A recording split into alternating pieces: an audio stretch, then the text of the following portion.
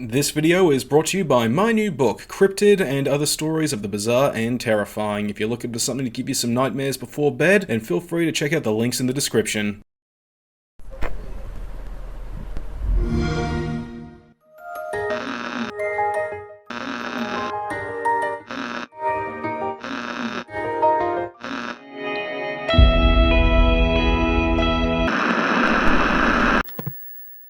Legend of the Heroes, Trails of Cold Steel is a series I'd heard about off and on for a while now, with it receiving such praise as being the JRPG answer to Mass Effect. So I decided to finally give it a look and see just how true these praises were, or if it was just all a bunch of weebs blowing smoke. While I didn't get to spend as much time with it as I would have preferred to, I can say this about it. I want what the weebs are smoking because this is one hell of a fun JRPG that does get bogged down in being a slow slog.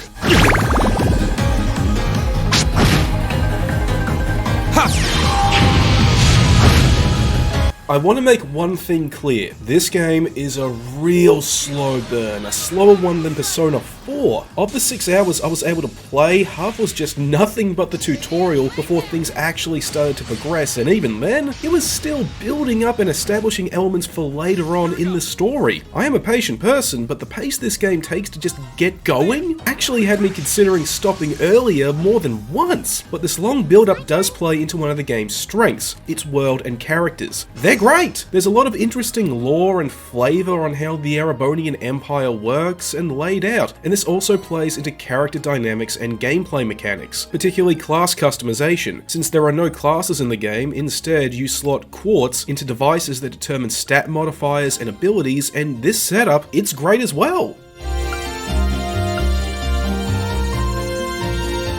The characters are all varied, well realised, and just entertaining to watch play off of one another. While they do fall into familiar anime archetypes, like the best girl, the lazy confident, the headstrong one, the timid friend, and the dull, good guy protagonist, they do have more to them than their surface level characteristics, and their gripes and interactions with one another are believably real. Like the friction between one who's from a commoner family with a firm belief in meritocracy, and the son of an influential noble family who works hard and lets his skill speak for itself. They're not at all like the cast from the anime Shuffle, where once you hear the English voice acting, you realise that they're just carbon copies of one another with skin-deep differences. However, from what I've seen so far, that is all I can really praise about the writing. As I said, I do appreciate that the story takes its time to establish the characters and explain the world, but dear God, not even Persona 4 took this long. It also didn't help that I'm just not into these types of anime high school adventure stories as I used to be, especially when the protagonist isn't someone I can influence and is by default a good guy role model type character. But from what I've looked up, this is really only a problem that hurts the first third of the story. High school's adventure story aside, by the time I had to stop playing for this video, things were starting to pick up and get going.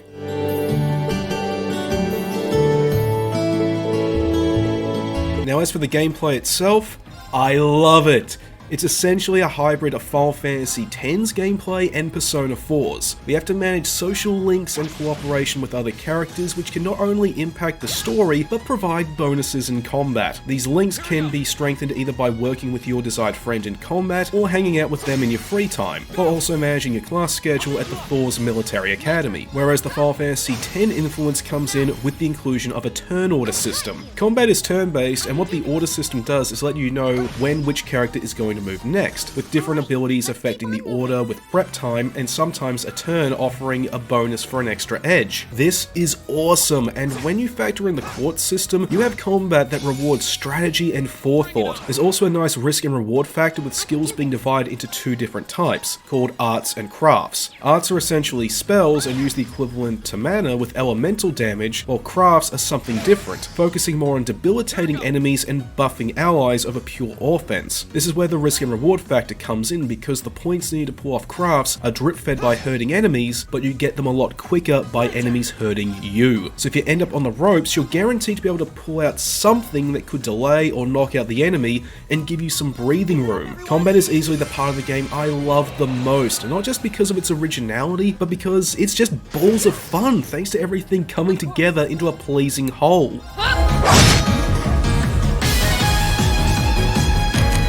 Overall, I wish I could have spent more time with Trails of Cold Steel and really give it a full review that it deserves. But with the limited time I had, I did have a good time with it, and I can still see myself playing it off and on for a while now, especially now that I'm up to when the story actually gets going, and I'm even curious about the sequels as well. So if you're looking for a meaty JRPG experience and can forgive a very slow start, then I'd say give this game a look. You just might end up having a good time with it as well. We should keep going. Hey, alright, thanks for checking out this video. I really do appreciate it. If you guys really liked it, then please by all means hit the like and the subscribe button. That'll really help me out in the algorithm. And for long-time viewers, I'm sorry about the unofficial hiatus and long gaps between video releases. I have not been in a good headspace lately, but I've gone away for a few days. I'm actually feeling a lot better, and I'm trying to get back into the regular swing of content creation. So hopefully you'll see some more stuff coming out from me on a more regular basis that aren't just monthly gaming videos. Speaking of which, the next game review is going to be of Darksiders Genesis. I started playing it, and let me tell you as a spoiler, I'm loving it. Anyway, I got all that more coming out, so please stick around.